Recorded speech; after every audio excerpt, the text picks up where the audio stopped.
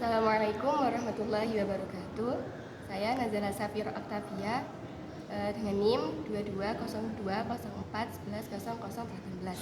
Jadi kali ini saya akan membahas mengenai perkembangan hadis tematik pada masa stagnasi dan masa kebangkitan dan masa kemunduran dan perumusan keilmuan tentang hadis pada masa tersebut. Nah, yang pertama pada masa stagnasi dimulai pada tahun 450 sampai 660 Hijriah.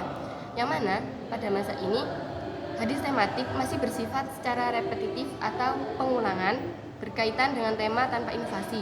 Jadi pada masa ini hadis tidak mengalami inovasi tertentu, hanya mengembangkan dari masa-masa sebelumnya. Kemudian pada masa ini juga tema hadis yang berkembang.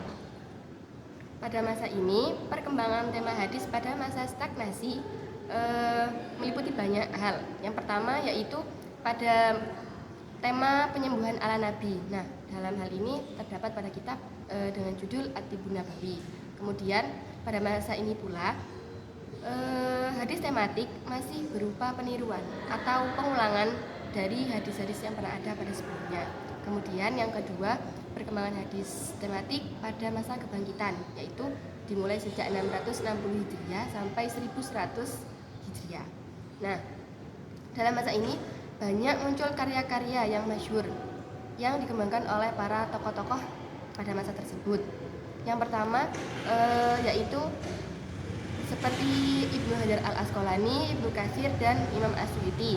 Kemudian di masa ini para imam-imam tersebut bisa menghasilkan beberapa karya yang karya tersebut terkenal. Salah satunya seperti dalam kitab Bulughul Maram ini, yang merupakan salah satu karya Ibnu Hajar Al-Asqalani. Kemudian pada masa kemunduran atau masa perumusan keilmuan hadis tematik yang dimulai pada masa tahun 1100 Hijriah sampai 1400 Hijriah.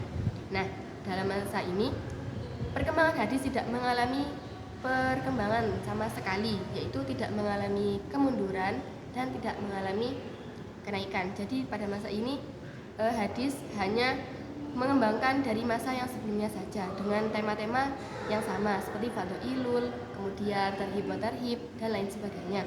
Kemudian untuk tokoh-tokoh pada masa ini seperti Al-Dihlali, kemudian ada Abu Hasan Al-Katsir dengan tema fadhail dan tarhib wa tarhib.